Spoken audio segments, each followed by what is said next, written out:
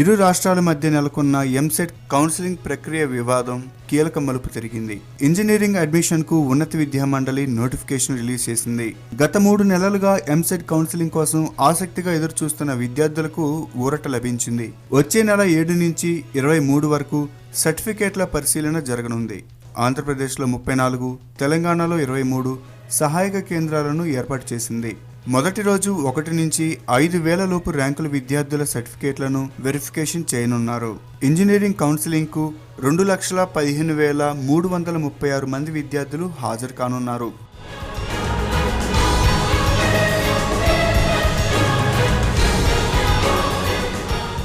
ఉన్నత విద్యా మండలి విడుదల చేసిన నోటిఫికేషన్పై తెలంగాణ సర్కార్ ఆగ్రహం వ్యక్తం చేసింది.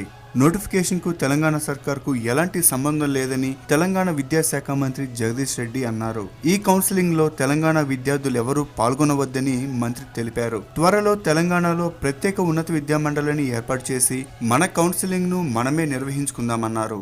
అన్ని కళాశాలలకు సంబంధించి కూడా ఇన్స్పెక్షన్ చేయించడం జరుగుతూ ఉంది.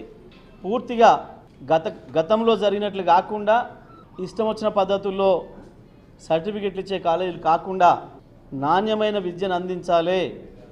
విద్యార్థి కళాశాల నుండి బయటకు వస్తే తప్పకుండా ఏదో ఒక కంపెనీలో ఏదో ఒక చోట ఉద్యోగం పొందే విధంగా, ఏదో ప్రభుత్వ ఉద్యోగం కానీ ఇతర ఉద్యోగం కానీ పొందే విధంగా అన్ని విధాల నాణ్యమైన విద్యను తీసుకొని బయటికి రావాలి అని చెప్పి ముఖ్యమంత్రి గారు పట్టుదలతో ఉన్నారు.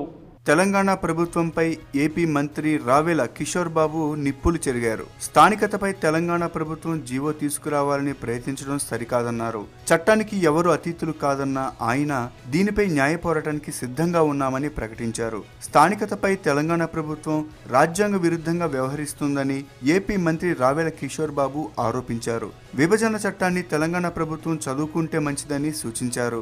ఉమ్మడి అడ్మిషన్లు వచ్చే 10 ఏళ్ల పాటు కొనసాగించాల్సిందేనని స్పష్టం చేశారు. మేము ఈ జీవోని మొదటి నుంచి వ్యతిరేకిస్తున్నాము. వస్తుందని చెప్పేసి మేము వ్యతిరేకిస్తూనే ఉన్నాము. ఇప్పుడు దీని మీద మేము ఇది రాజ్యాంగ వ్యతిరేక చర్య కాబట్టి, చట్టాన్ని వ్యతిరేకిస్తుంది కాబట్టి మేము కోర్టులను ఆశ్రయిస్తాము. కోర్టులో దీన్ని సవాల్ చేస్తాము. నేను ఆల్రెడీ ఏజీ గారితో మాట్లాడటం జరిగింది. మా హైయర్ ఎడ్యుకేషన్ మండలి చైర్మన్ గారితో కూడా మాట్లాడటం జరిగింది. సంబంధిత మంత్రివర్యులతో కూడా చర్చించాము. మేము ఈ విషయంలో ధర్మ పోరాటం చేస్తాం, న్యాయ పోరాటం చేస్తాము. కౌన్సిలింగ్ నిర్వహణకు వ్యతిరేకంగా తెలంగాణ, అనుకూలంగా ఏపీ ప్రభుత్వాలు భిన్న వాదనలు వినిపిస్తుండటంతో ఉత్కంఠ పరిస్థితి నెలకొంది. ఉన్నత విద్యా మండలి నిర్వహించబోయే కౌన్సిలింగ్ ప్రక్రియపై విద్యార్థులు ఒకంత ఆందోళన చెందుతున్నారు.